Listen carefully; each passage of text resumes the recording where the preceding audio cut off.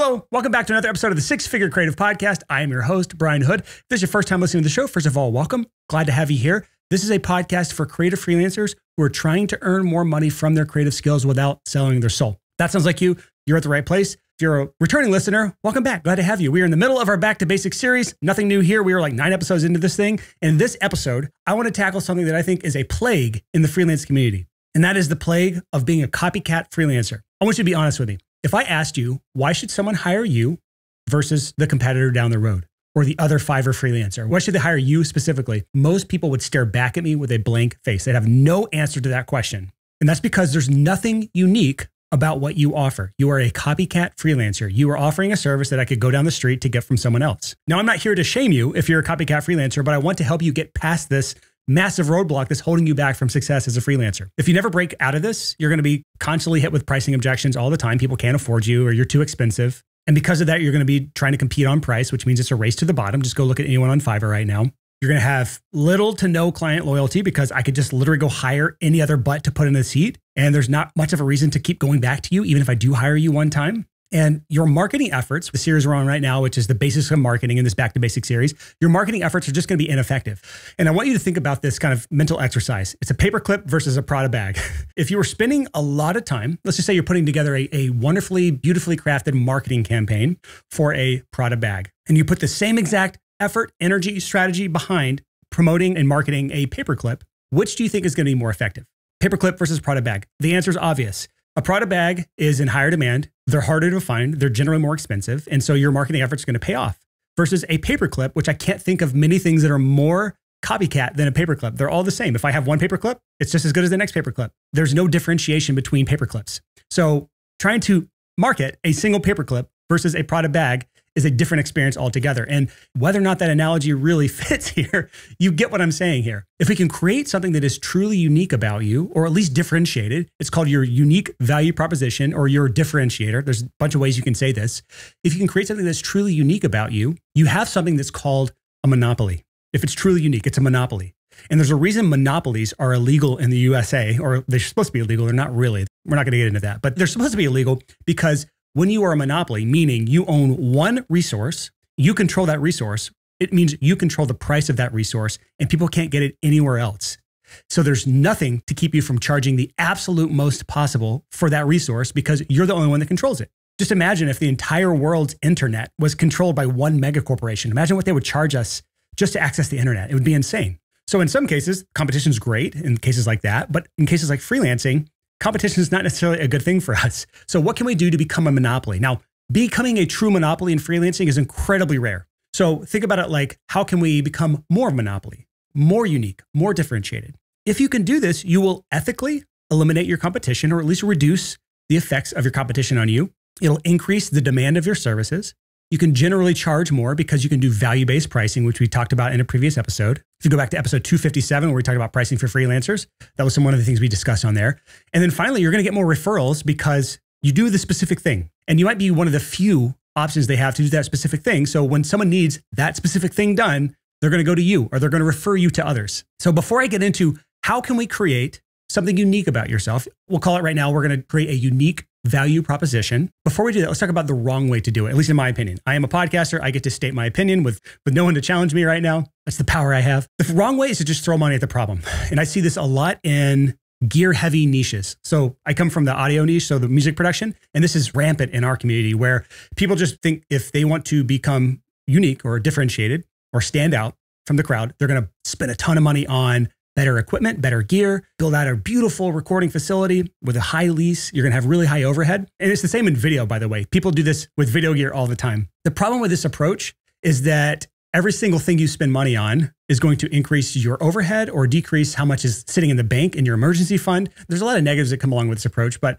I'm not saying you should never invest into gear. That's not my thought process here. It's just not the way you should look at trying to differentiate yourself from everyone else. Use a gear as an enhancement for what is already unique about you. If you take that approach, you're going to be much better off. So the first thing to discuss here when it comes to creating a unique value proposition as a freelancer and stop being a copycat freelancer is to make sure your services are results oriented or outcome focused. Go back to episode 256, where I talked about the 3 levels of service if you want to know more about what this means. But when you're outcome focused as a freelancer, you and your clients goals are aligned. You typically have to have a few more skills than the things that you have inherently learned because you, again, go back to that episode if you want to learn more about this. But typically as freelancers, we only focus on the skills and the things we're interested in. We're very selfish like that and not really what our clients want. So rarely will you naturally have a skill set that is perfectly aligned with what your client wants. So now you need to think through, what skills do I need to obtain to help my client get what they want? If you start to ask that question and genuinely think about it and genuinely look at the skills you would need to help your client get the outcome that they want,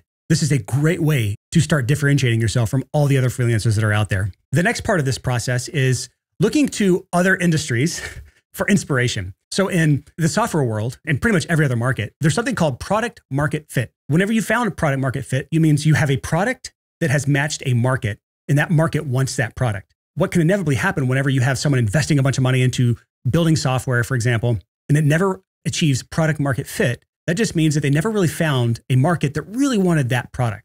And those usually end up folding or being absorbed by another company or just going out of business, bankruptcy, whatever. Most freelancers never think about product market fit. Another way of looking at product market fit as a freelancer is skills niche match. What are the most valuable skills that you have right now? And who would find those skills most valuable? So just to give you some examples here, I talk about podcast production all the time on the show. I like to pick on our podcast editor, Leland. Thanks for editing this. If you offer podcast production services and we look at all the skills that involves, which I'm not going to get into that, but that's the skill set we have, what market is going to be the best match for this? And there's a few categories you could look at here. One is underserved markets. What markets just don't have services specializing in that market?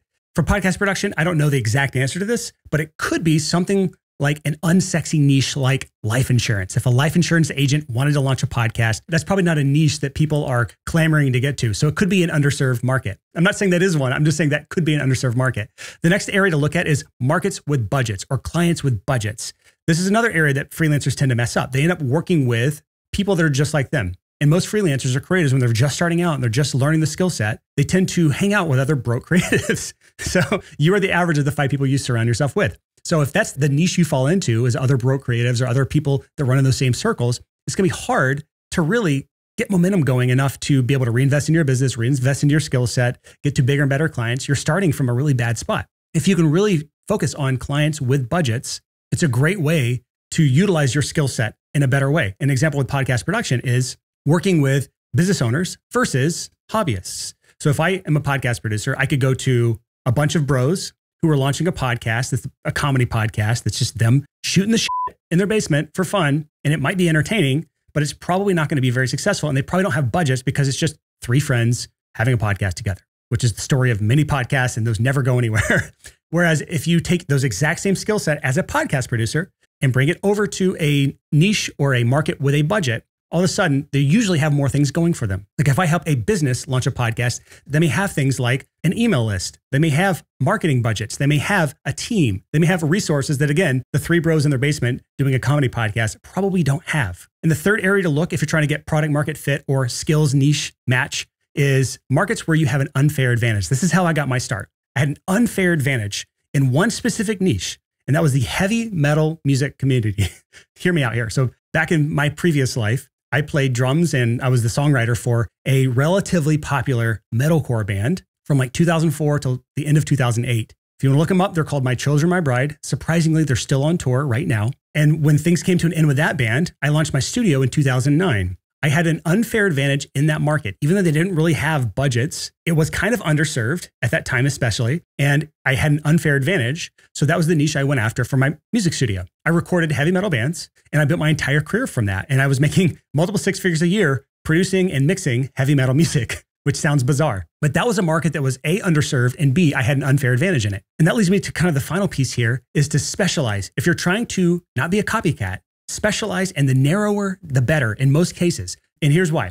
When you're a freelancer, you can only take on so many projects. Depending on what you're doing with clients and how long it takes to do a project, most people could probably only take 2 to maybe up to 10 clients a month. That's like 25 to 100 clients a year. There are very few niches that are too small to serve that sort of client flow. And when you start narrow, it's much easier to gain traction in a small pond versus trying to boil the ocean. Think about how much power it takes to boil the ocean versus a small pot of water. Furthermore, which I never use that word, I just want to use that word today. Furthermore, if you do truly saturate that market and you can't get more clients because it's too small of a market, it is much easier to expand from the small market than to try to start in the larger market from scratch. So those are some of the things to look at when it comes to creating your unique differentiator as a freelancer. And I have some example unique value propositions to go over. And I want to talk through each of these because I think it's going to really illustrate the point for this entire episode so far. So I want everyone listening or watching right now to create your own unique value proposition. If you're watching on YouTube right now, leave a comment under this video following this template and let me know what yours is. And I'll leave a comment with my thoughts on whether it's good or not. Or you can just say, don't give me your thoughts, Brian, and I'll just go read it and not say anything. The template is, I help Avatar. So that's your ideal client or your niche. I help Avatar achieve desire by unique differentiator. I'm going to go through some examples here. So first thing is, let's go through a web designer. A web designer, very saturated niche. You want to talk about button seat jobs? I can go on Fiverr right now and hire a web designer on pretty much any website building platform there is. Wix, Squarespace, WordPress, whatever, Webflow. The sky's the limit. There's people that can design beautiful looking websites on pretty much any platform. It's really hard to differentiate. Or is it? Here is one of my clients. This is not the official unique value proposition of her, but this is the one I kind of came up with when prepping this episode that illustrates the point. I help SaaS companies, that's software as a service, that's the avatar. I help software as a service companies increase their MRR. So MRR is monthly recurring revenue. That's the desire that they have. I help SaaS companies increase their MRR by creating a beautiful conversion-focused website. That's a differentiator, conversion-focused. Any great designer with an eye can create a beautiful website. But is that the outcome that they want? Do companies hire designers to create beautiful websites? Typically, no. That's not their end result. No one's like, God, now I have a website. That's the goal I set out for when I launched this business. That's not the goal they had. The goal was to get clients or get customers or increase their income as a business. That's the business's goal. So she's aligned her skill set now. She's had to maybe acquire a few extra skills to be more conversion focused, but now she's separated herself from the pack because she is A, focused on a specific niche, and B, increased her skill set to align with what the client wants. I cannot overstate how important this is. It's relatively simple, but most people don't do this work. And for those who don't understand what a conversion focused website is, that just means when someone comes to your website, they take the next action you want them to take. In a SaaS company's case, it's a free trial. Sign up for the free trial. For someone like a freelancer, your goal is for people to fill out your quote request form or to book a discovery call with you, or whatever it is. More people taking that next step requires something called conversion rate optimization. And that's the skill set that most designers don't have. Most designers can create beautiful sites that convert horribly. And that's what my client is avoiding here, is being lumped in with those beautiful but horribly converting websites. Instead, she is creating beautiful and high converting websites for her clients. Next is a podcast producer example. I already kind of went over one of these, but I'm just going to go over this. I help insurance agents, that's the avatar, build their personal brand and authority by launching a podcast. Now, a couple things here. This one is really not a great one because launching a podcast isn't really any unique differentiator, but this one would be successful simply because it's likely an underserved market, like I said earlier. Insurance agents are honestly a commoditized service themselves because I can go call another insurance agent down the road, or I could Google an insurance agent right now if I'm looking for one. They are struggling from the exact same thing I'm discussing in this episode. So how do they help elevate themselves and stand out? It's through building a personal brand and authority in their niche. And so by focusing on that for the client, I've now differentiated myself in an underserved market and I'm helping them stand out. So this is a bit meta, so I'm going to move on, but that's one example for a podcast producer. Another one, this is an interesting one. I didn't know we had these people listening to us, but I just took on a new client. She starts this week, but she is a home organizer. So for those who have seen things like the home edit, again, that's a niche I was not specifically targeting for this podcast, but people in that niche listen to us. So if you're another kind of home editor or home organizer, give me a shout out somewhere. But here is an example of this. And this, again, not great, but it's better than most people would think through these sorts of things. I help busy moms create a sense of peace and calm by organizing their homes. Again, not perfect, but it is helping you think through the avatar and the thing that they want. The avatar is busy moms, and the thing that they want is creating a sense of peace and calm by organizing their homes. Again, this is just one I came up with in about 3 minutes.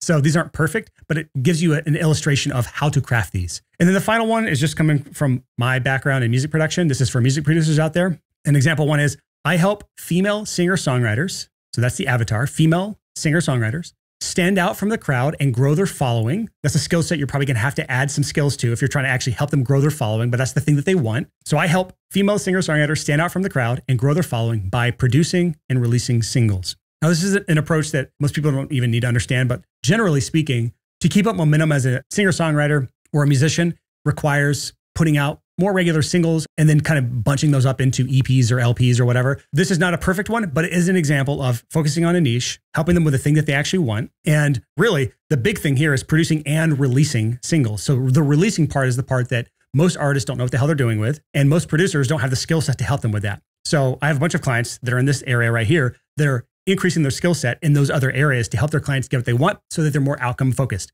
So those are my examples. Honestly, this is a really difficult thing to work through. If you're a freelancer, just sitting, listening to an episode like this and trying to map out all of these sorts of thoughts and ideas and getting them on a paper, and then is this a good idea or a bad idea? You typically need to be able to bounce ideas off of people. So I recommend either one of two things. One is find someone to help. Fan of the show, if you have friends that listen to this podcast, find them. Or if you want our personal help, you can go to sixfigurecreative.com/coaching and you can apply to work with us, and we will work with you through this exercise and beyond to build a client acquisition machine, because this is one of the first things you need. If you're going to get clients, we want to be marketing a Prada bag, not a paperclip. If you come to me as a paperclip, we've got to transform you into a Prada bag. Terrible analogy, but I hope you get the point. Again, you can go to sixfigurecreative.com. That's the number 6figurecreative.com/coaching to check out more about our coaching program and apply there. So that is it for this episode. Until next time, goodbye. And thank you so much for listening to the Six Figure Creative Podcast.